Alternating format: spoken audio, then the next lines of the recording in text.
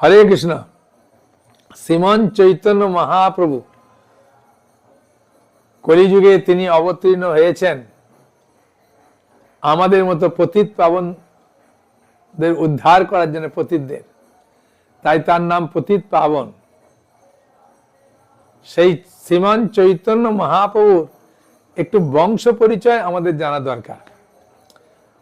উনার পিতার নাম জগন্নাথ মিশ্র, মায়ের নাম শচী দেবী, এবং উনার মামার বাড়ি যে দাদু তার নাম নীলাম্বর চক্রবর্তী।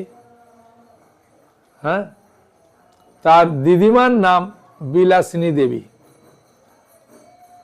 আর তার বাবার বাবা অর্থাৎ বাবার বাড়ির দাদুর যে নাম তার নাম উপেন্দ্র মিশ্র, আর ঠাকুমার নাম শোভা দেবী।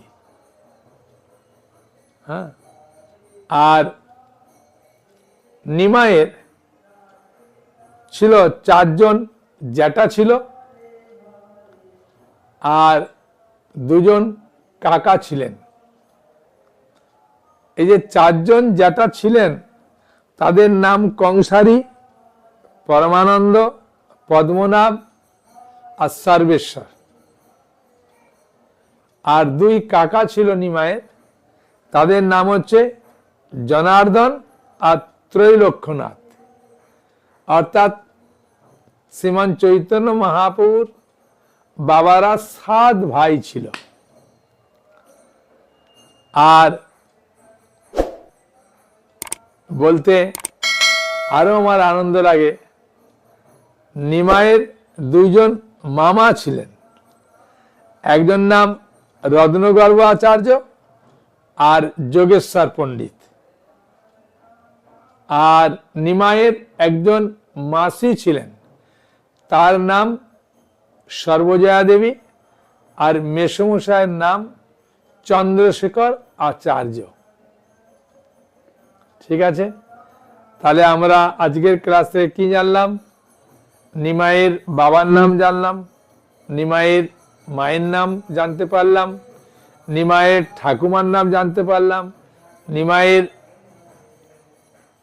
বাবার বাড়ির যে দাদু তার নাম জানতে পারলাম, নিমাইয়ের দিদিমার নাম জানতে পারলাম, নিমাইয়ের মায়ের বাবা দাদুর নাম জানতে পারলাম, নিমাইয়ের 2 জন মামা ছিল জানতে পারলাম, আর নিমাইয়ের 4 জন জ্যাঠা ছিল জানতে পারলাম, আর 2 জন কাকা ছিল জানতে পারলাম। তাই না? হ্যাঁ, নিমাইয়ের আসল যে বাড়ি, হ্যাঁ বাবার বাড়ি, সে শিয়ারটে ছিল, হ্যাঁ দক্ষিণ ঢাকা বলে জায়গা। আর নিমাইয়ের যে মামার বাড়ি ছিল সেটা ছিল বেলপুকুরিয়া, অর্থাৎ বেলপুকুর বলে অনেকে জানে, নীলাম্বর চক্রবর্তী ঠাকুর বাড়ি জানে। তাহলে আজকে আমরা আমাদের শ্রীমান চৈতন্য মহাপ্রভুর ছোটবেলার নাম নিমাই, মেয়েরা গৌরহরি বলে ডাকতেন, আর কুষ্টিতে নাম ছিল বিশ্বম্বর।